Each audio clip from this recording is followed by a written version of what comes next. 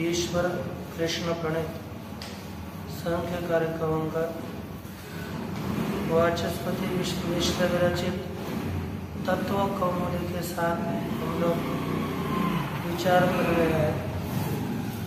इस विचार के प्रसंग में अब सर्ग प्रकरण का विचार है। सर्ग में पहले महत का लक्षण किया, तत्पश्चात अहंकार। अहंकार दो रूप से प्रवृत्त होता है, एक षोडश गण रूप से, दूसरा पंच तन्मात्रा रूप से। षोडश गणों में पंच ज्ञानेन्द्रियां, पंच कर्मेंद्रियां और मन, ये तीन आते हैं। इसमें ही षोडश गण को एक पूरे इंद्रियों को एक समुदाय में कर दिया गया और मन, बुद्धि और अहंकार ये तृतीय और एकादश इंद्रियां, इस तरह से इनके चार विभाग करके चार करण बताए गए। उसके पश्चात अब आगे के विचार क्रम देखते हैं। यहाँ लिखा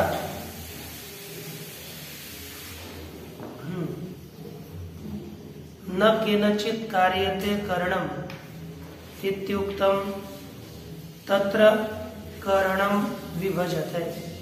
पीछे बताया कि स्वयं स्वयं प्रतिपद्यन्ते परस्पराकुत हेतु काम मृत्युम पुरुषार्थ एव हेतु न केनचित् कार्यते करणम।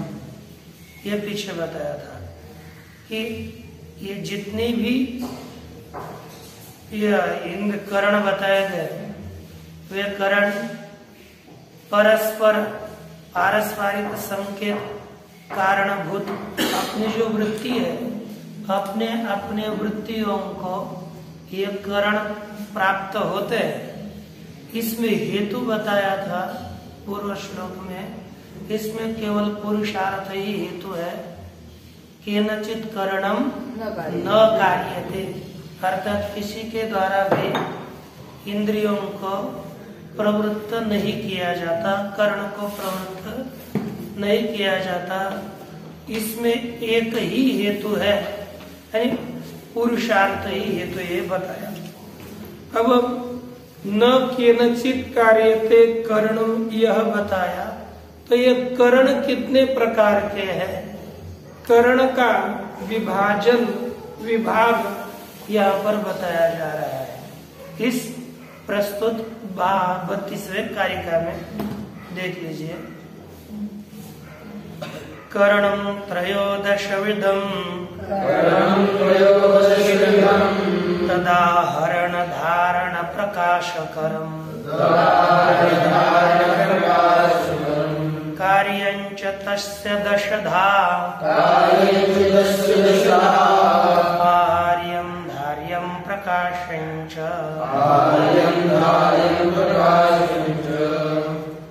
इस कारिका में श्री ईश्वर कृष्ण जी कहते हैं करणम त्रयोदश विधम। अरे विधम, विध शब्द ये प्रत्यय है, किस अर्थ में होता है? विधा,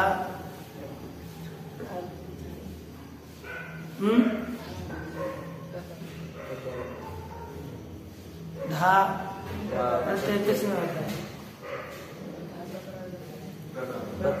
विध किस में होता है?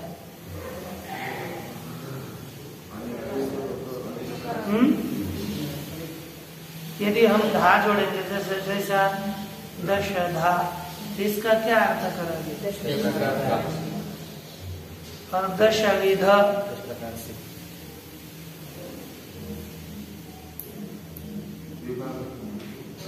उल्टा कर दिया। ठीक उल्टे चले हो, ठीक उल्टे, यानी दश धा अर्थात 10 प्रकार से और दश विधा अर्थात 10 प्रकार का, ये हमको सरल सरल अर्थ करना है। गुण करोगे तो गुण लगाओगे शब्द के आगे, जैसे 10 गुण, 10 गुना, द्विगुण, 2 गुना अर्थात 2 पट कहेंगे, वारम तत्वारम, ये 4। ये देख लीजिए 10विध शब्द दिया, करणम 10विधम, करण 10 प्रकार का है।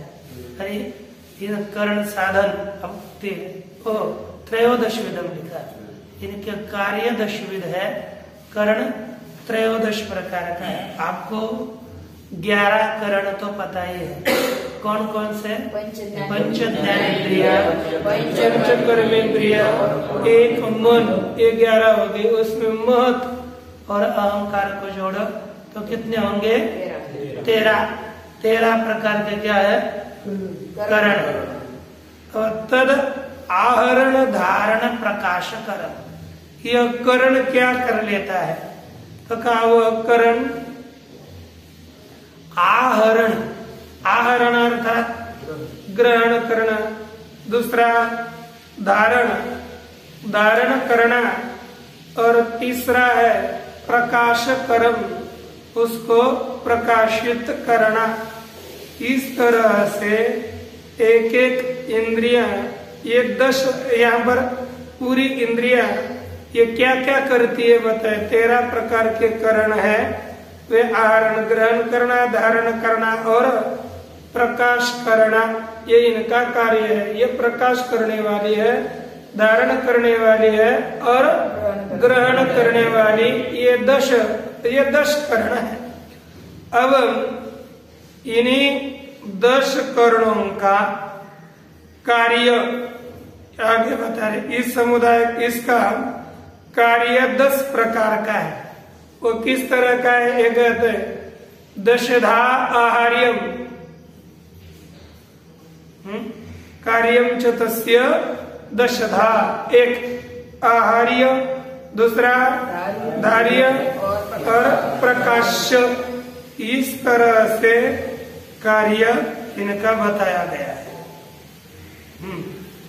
अब इस कार्य का विचार इनके अनुसार करते हैं। वाचस्पति मिश्र जी के अनुसार देख लीजिए।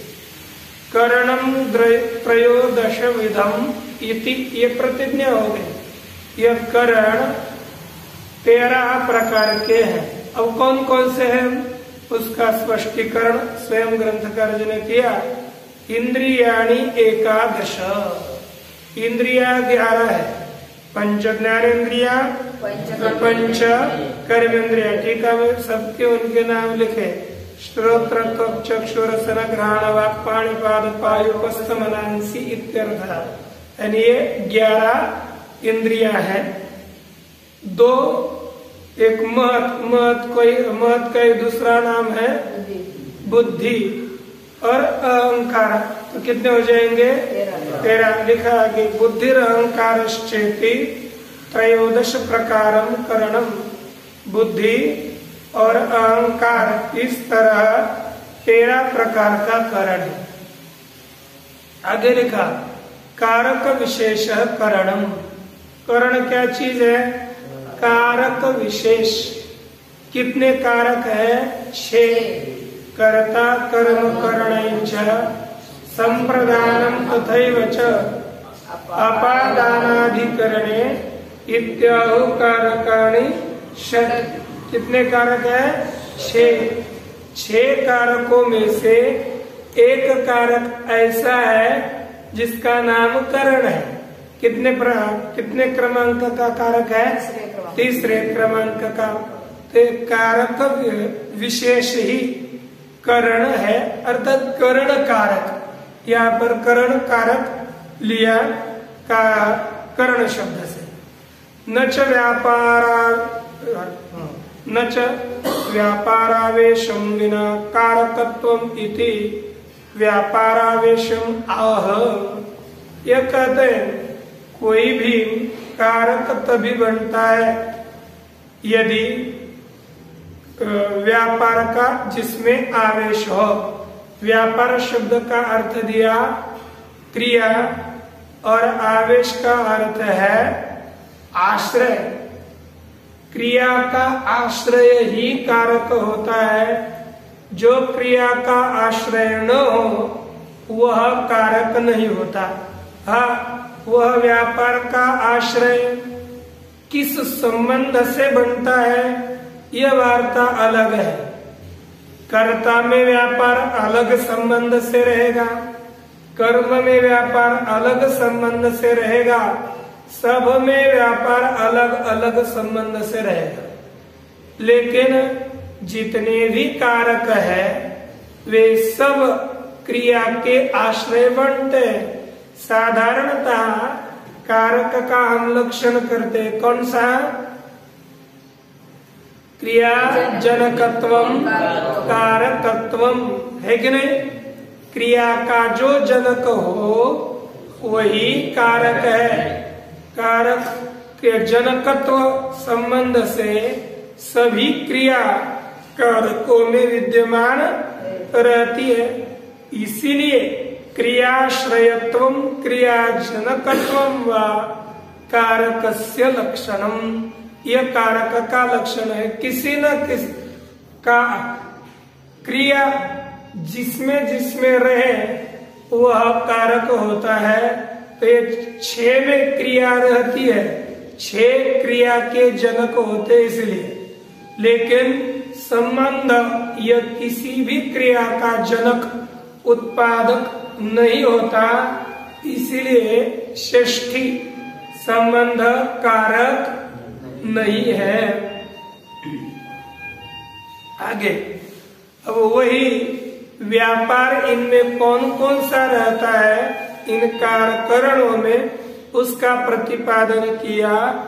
तद आहरण धारण प्रकाशकरम, वह कारक ग्रहण करने वाला, धारण करने वाला और प्रकाशित करने वाला है। ये उनमें क्रिया का आश्रय बताया। यथा यथम, अब ये यथा यथम ये कौन सा शब्द है? सामासिक है कि असामासिक है?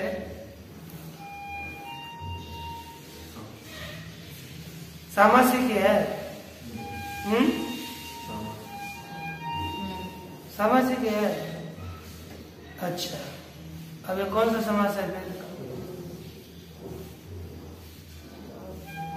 अव्ययभाव समास है। अव्ययभाव समास में कौन सा ये अर्थ है या योग्य? हाँ, बताओ पूरे अर्थ। हाँ, मैं सहायता करूंगा, बहुत सही। बोला अव्ययम विभक्ति सदैव संबंधी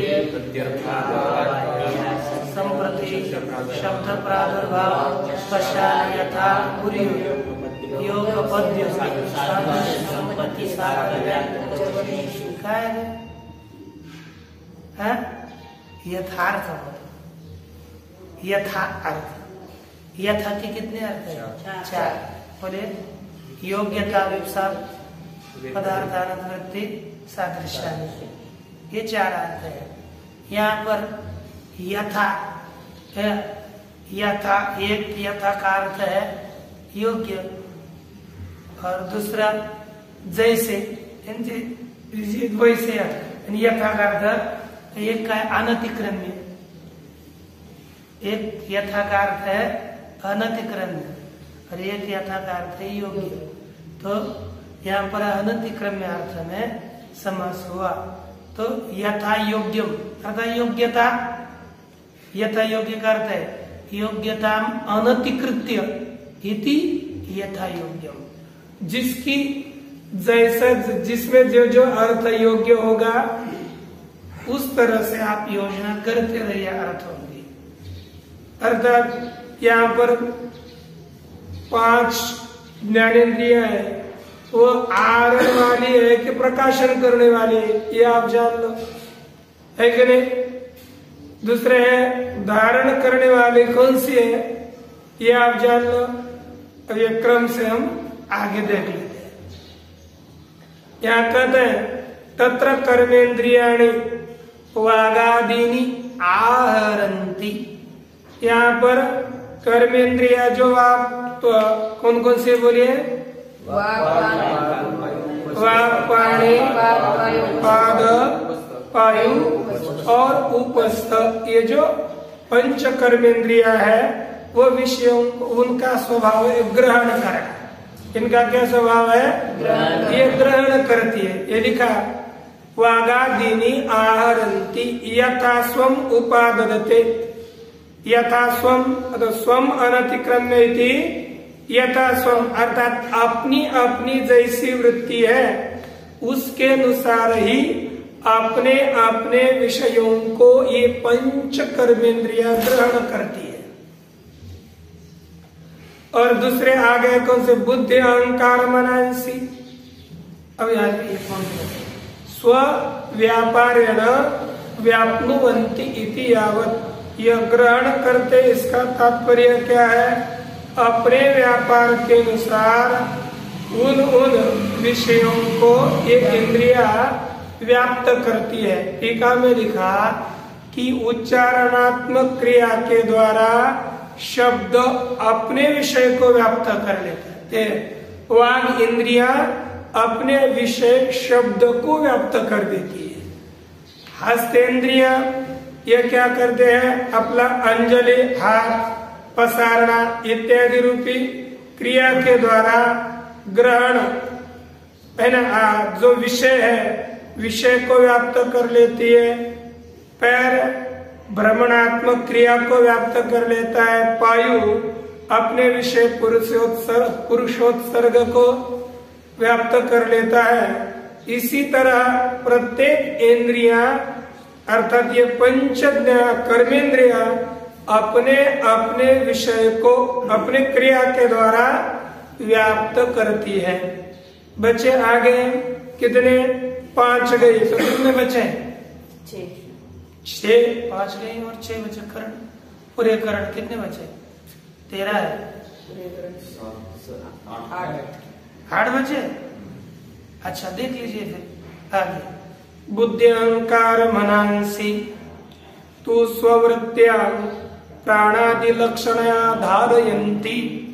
ये 3 इंद्रिय, 3 करण बुद्धि, अहंकार और मन, वे अपने वृत्ति के अनुसार प्राणादि रूपी प्राणादि लक्षणया, प्राणादि के द्वारा ये प्राणादि लक्षण जो जीवन वृत्ति है, प्राण, अपान, व्यान, उदान, समाना रूपी जो जीवन वृत्ति इनकी वृत्ति है, तो इनके द्वारा ये धारण करती है। क्या कर लेते हैं? ये करण धारण करते हैं। बुद्धि इंद्रियाणि च प्रकाशयन्ति। बुद्धि इंद्रियाणि अर्थात ज्ञानेन्द्रिया क्या करती है? प्रकाश करती है। किसको? विषयों को। ये ज्ञानेन्द्रियों का काम है प्रकाशित करना बुद्धि, और मन बुद्धि अहंकार का काम है धारण करना, और कर्मेंद्रियों का काम है ग्रहण करना। तो ये इनका विभाग ध्यान में है ना। ये पंच कर्मेंद्रिया क्या करती है? ग्रहण। 3 मन बुद्धि अहंकार क्या कर लेती है? और पंच ज्ञानेन्द्रिया क्या करती है? प्रकाशन करती है। ये ध्यान रखिए। अब इनके कार्यों को बताएंगे, देख लीजिए।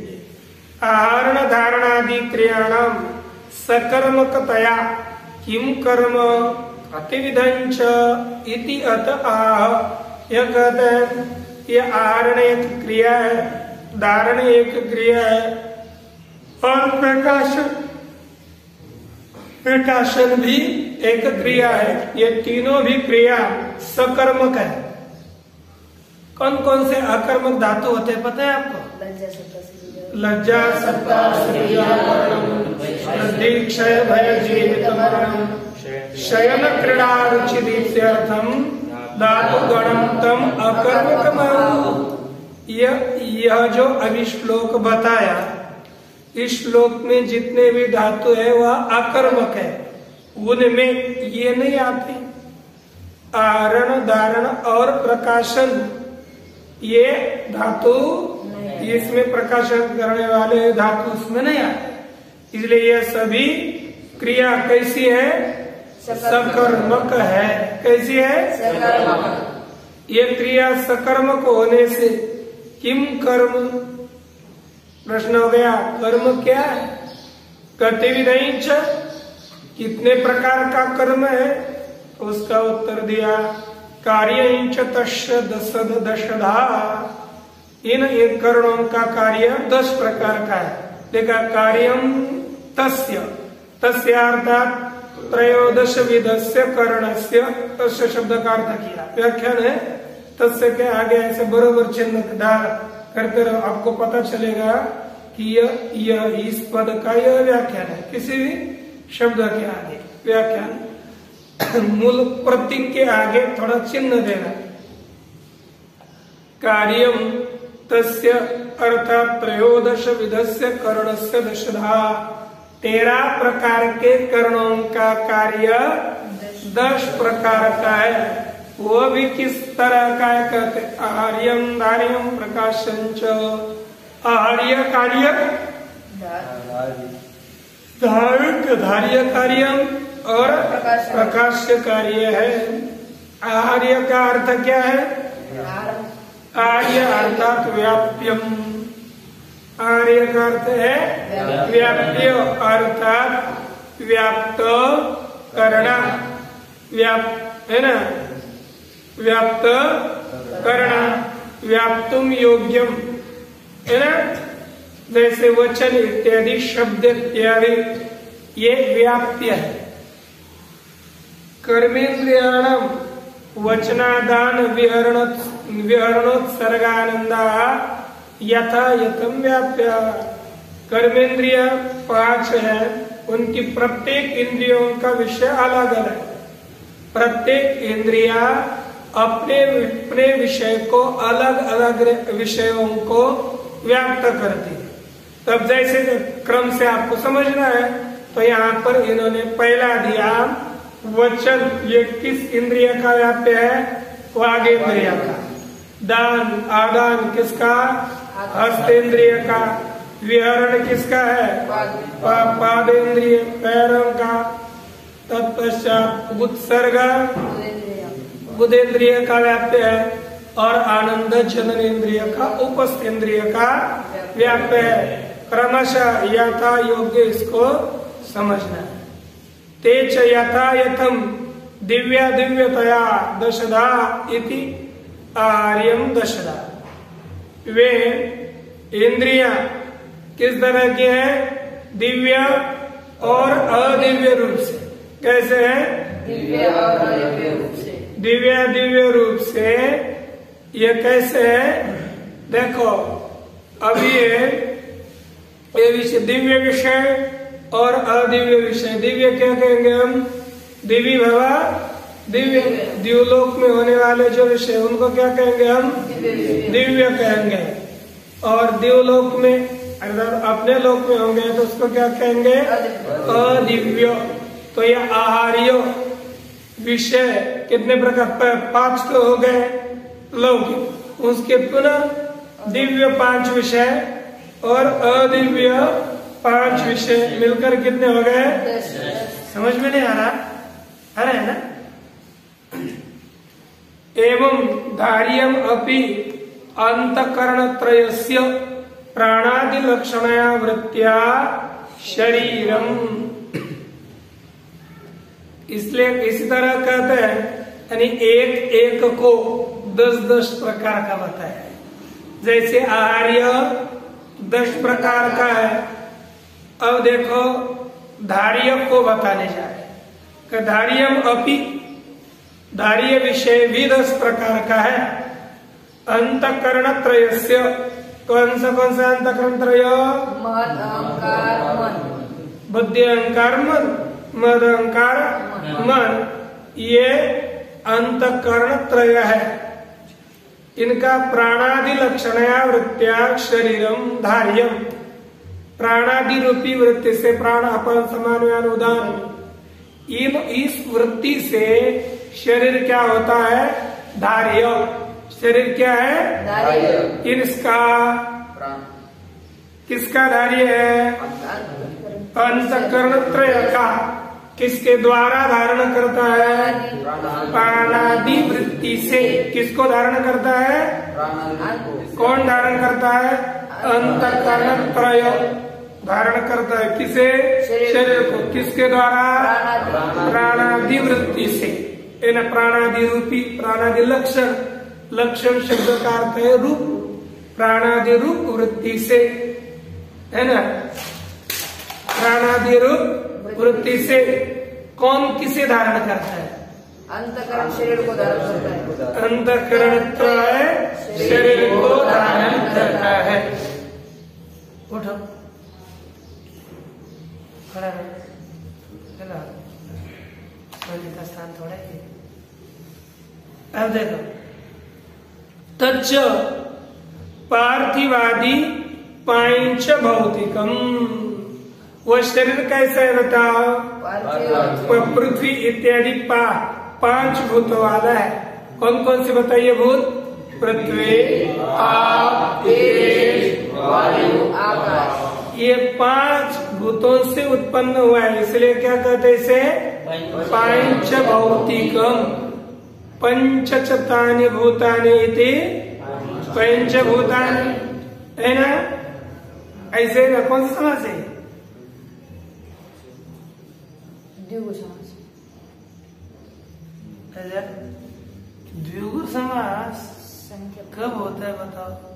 संख्या समाज में संख्या। द्विगु समास इतना भी ध्यान में रखना, अपना एक सूत्र गया है, तद्धितार्थोत्तर पद समाहारे छ। इस सूत्र के द्वारा जो समास बताया संख्यावाचक शब्दों के साथ, इस सूत्र के द्वारा जो समास बताया वही अनंतरम वो द्विगु हो जाता है, वही द्विगु होता है। और बाकी अब यहाँ पर ये विशेषण भी मान सकते हैं ना, संख्या पूर्व द्विगु है लेकिन 3 प्रकार का बताया।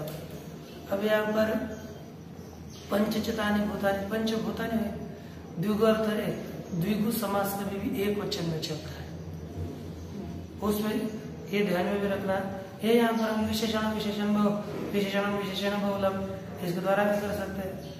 यहाँ पर कर्मधारय कर लेंगे, कर्मधारय के पश्चात पंचभूतानि तो हो गया ना पूरा, पंचभूतानि, उसके बाद तत्र भव, इस अर्थ में ठग प्रत्यय होगा। ठग होने के बाद यहाँ पर अनुशतिकादीनाम इस सूत्र के द्वारा उभय पद वृद्धि होगी, अर्थात पंच में भी पंच घटक आकार में भी वृद्धि होगी और भूत घटक आकार में भी वृद्धि होगी।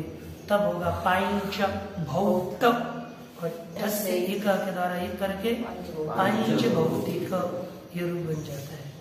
ध्यान, कभी भी देखो, आपको यदि व्याकरण तैयार रखना है तो आप कम से कम आधा घंटा 10 मिनट उस व्याकरण को कभी भी देखा करिए। हम तो जब तक अद्वैत सिद्धि होती नहीं थी तब तक उसको देख रहे थे, हमने कभी व्याकरण छोड़ा ही नहीं। तब ये क्योंकि व्याकरण जल्दी भूल जाता है ना, और सूत्र तुरंत ध्यान में रहते नहीं है, उसको पढ़ते पढ़ते पढ़ते रहो, 10 मिनट पढ़ो, 15 मिनट पढ़ो, लेकिन उसका आवर्तन करते रहो। नहीं तो कितना भी तैयार करो, बाद में आप छोड़ दोगे तो 10-15 एक साल के बाद तो आपको कौन सा सूत्र कहा है और क्या बताना चाह रहा है ये कभी भी ध्यान में नहीं आएगा। तो कितना भी अच्छा पढ़ो, आवर्तन करते रहना। आगे कहते हैं शब्दादीनाम पंचानाम, वही है कर्म, आपका वही समूह अर्थ की है। शब्दादीनाम पंचानाम समूह इति समूह पृथ्वी तेज पंच दिव्यतया 10। एक कहते शब्दादीनाम पंचानाम समूह पृथ्वी, इनमें थोड़ा अलग, इनका ये तो तन मात्राओं का समूह बोलते हैं ना। यहाँ पर शब्द पृथ्वी में 5 होते हैं। कौन कौन? उस पृथ्वी में 5 गुण होते हैं, शब्द, स्पर्श, रूप, रस, गंध।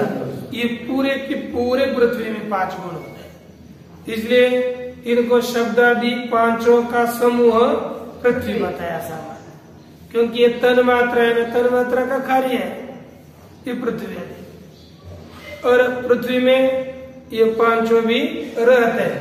और यह शब्द आदि 5 यही पृथ्वी है। और वो कितने प्रकार के हैं?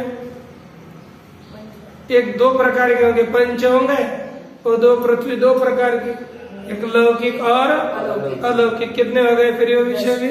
10 हो गए। इस तरह से धार्यम अपि 10धा धारण, क्योंकि 10 शब्दादियों को 5 का समुदाय ये पृथ्वी शरीर है, पंचोदिक पृथ्व्यात्मक शरीर है कि नहीं? तो वह शरीर 5 प्रकार का हो गया। तो इसलिए एक दिव्य हो गया और दूसरा अदिव्य हो गया, होकर के इसको भी 10 प्रकार के बताते हैं। एवं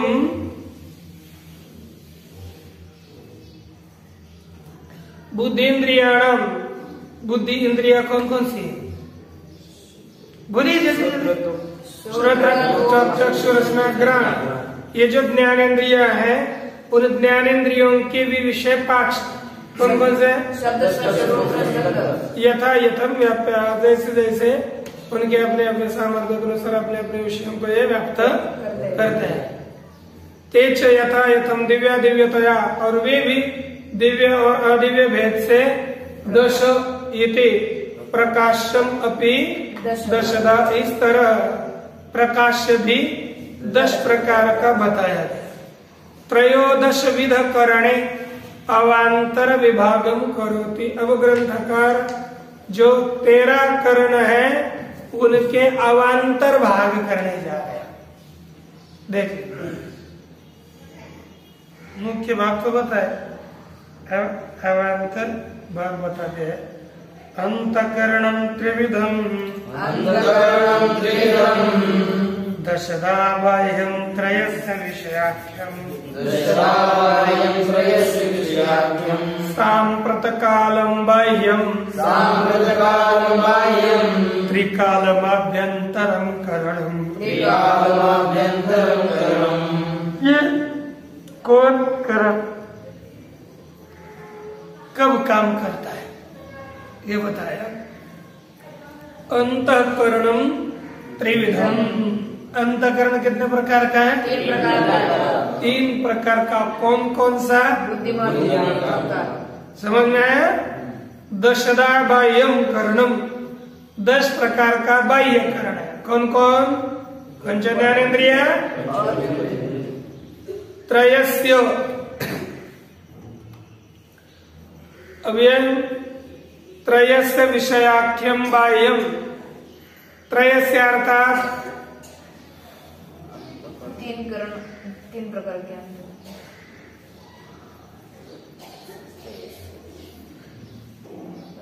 एक मिनट है, त्रयस्य बाह्यम विषयाख्यम सांप्रत कालम। त्रयस्य से क्या लेंगे? 3 का अर्थात मन, बुद्धि और अहंकार। इन 3 का विषयाख्य अर्थात विषय, बाह्य विषय, ये कब रहेगा? कहते सांप्रत कालम। सांप्रत कालम अर्थात वर्तमान काल में ही ये सब घटपटाधिक विषय, ये 3 के जब मनुष्य जागृत इत्यादि रहता है ना, उसी काल में ये 3 के ये बाह्य विषय बन जाते हैं। लेकिन आंतरिक जो विषय है वह 3 का नित्य विषय बन जाता है। नित्य ये लिखा कि त्रिकालम आभ्यंतरम करणम, तीनों भी काल में आंतरिक करण है, अर्थात भूत भविष्य और वर्तमान ये त्रिकाल मन बुद्धि अहंकार ये तीनों भी कालों में विषयों को ग्रहण करता है। अब हमको टीका से पूरा स्पष्ट होगा। देखिए, अंतःकरणम इति ये प्रतीक है, उसका आगे कथन किया अंतःकरणम त्रिविधम। अंतःकरण 3 प्रकार का है, उसके नाम निर्देश दिए, बुद्धि 1, अहंकार 2 और मन 3। यहाँ पर शरीराभ्यंतर वर्तित्वात् अंतःकरणम, इनको अंतःकरण कहा क्यों, उसका हेतु दिया, वह शरीर के अंदर विद्यमान होने से रहने से उन्हें अंतःकरण कहते हैं। अंदर का करण वो क्या होगा, अंतःकरण। बाह्य करण उसे कहेंगे, अब तो बाह्य करण तो नहीं, बस बहिर्करण, बहिर्करण कहेंगे हम, है ना। तो ये 2 करण है, तो उसमें कहते हैं दशधा बाह्यम। बाह्य करण कितने प्रकार का है, दशधा बाह्यम करणम, ठीक ना। ये इसमें बाह्यम के आगे ऐसा इसको क्या कहते हैं हम, रेखा को, ये आगे, उसके आगे लिखा करण।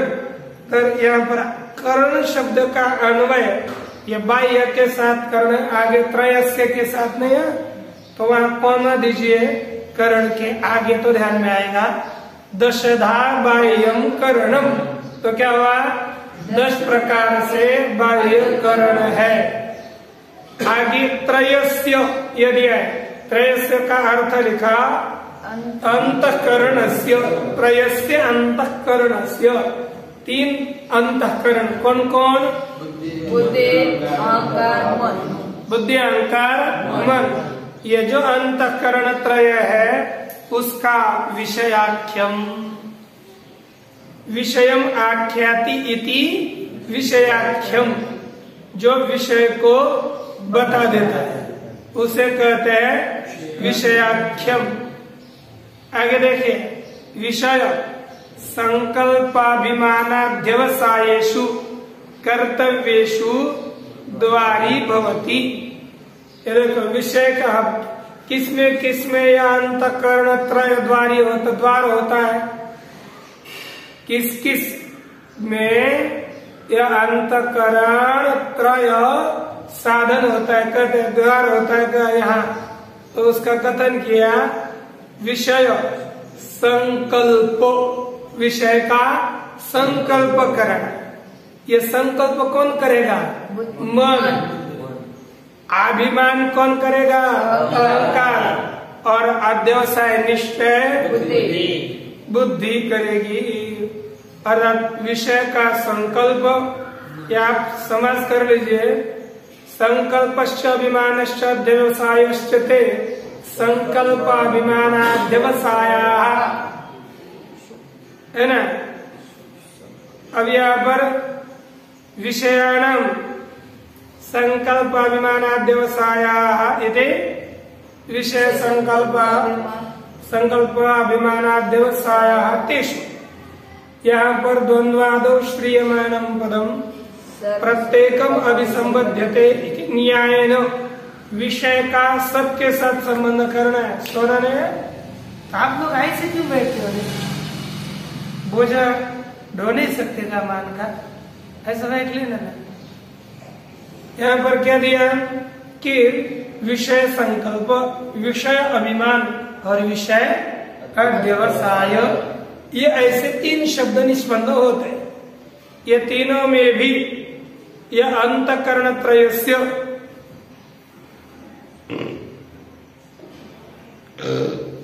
विषयाख्यम, ये अंतःकरण त्रय विषय को बताते हैं। अर्थात ये तीनों के कर्तव्यों में द्वारी भवती, ये तीनों के विषय में ये द्वार होता है। आगे कहते हैं कि तत्र बुद्धिन्द्रियाणि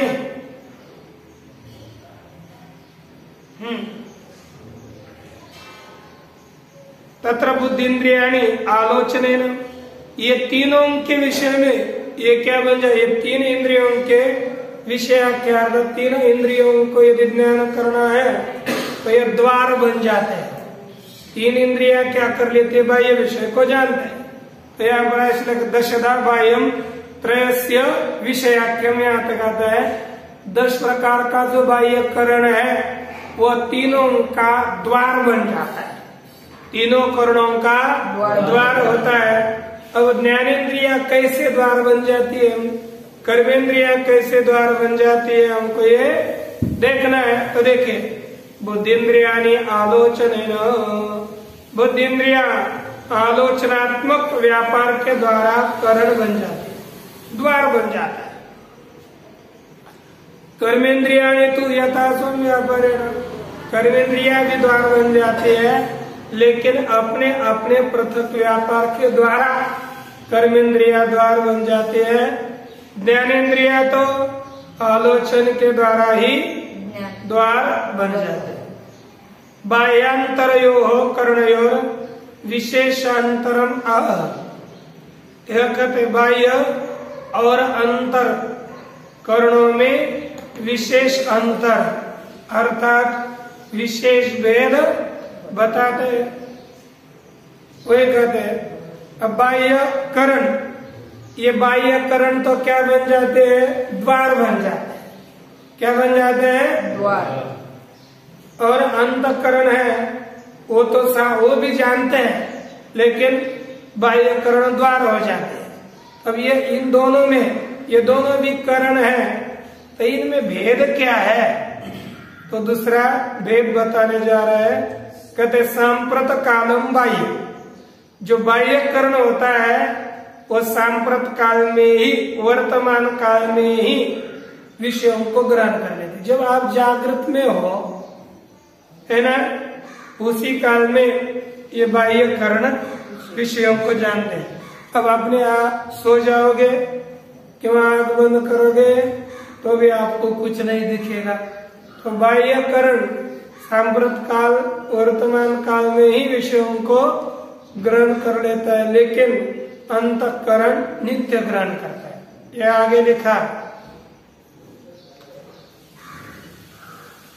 बाह्य कर्ण बाह्यांतरयोः कर्णयोर विशेषांतरम आह सांप्रत कालम इति, वर्तमान कालम बाह्यम इंद्रिय, वर्तमान काल में ही बाह्य इंद्रिय व्यापार करती है। दूसरा वर्तमान समीप, समीपम अनागत अतीतम अपि वर्तमानम।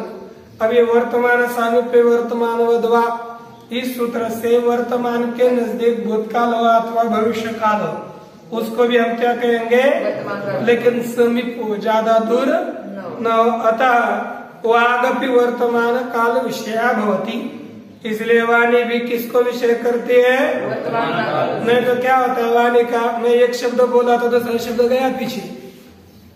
मैं राम बोलते बोलते राम भी पूरा आपका एक शब्द नहीं हो पाएगा, क्योंकि जब मैंने अंतिम ओ बोला तो राम गया कि बाहर, वो भूतकाल हो गया।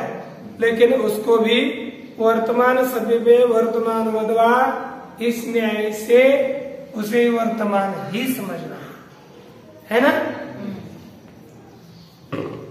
अतो वागपि समान काल विषया भवति, इसलिए वाले भी समान काल विषयक होती है। और त्रिकालम आभ्यंतरम करणम, इस विषय को हम कर लेते हैं। ओम पूर्णमदः पूर्णमिदं पूर्णस्य पूर्णमेवावशिष्यते। ओम शांति शांति।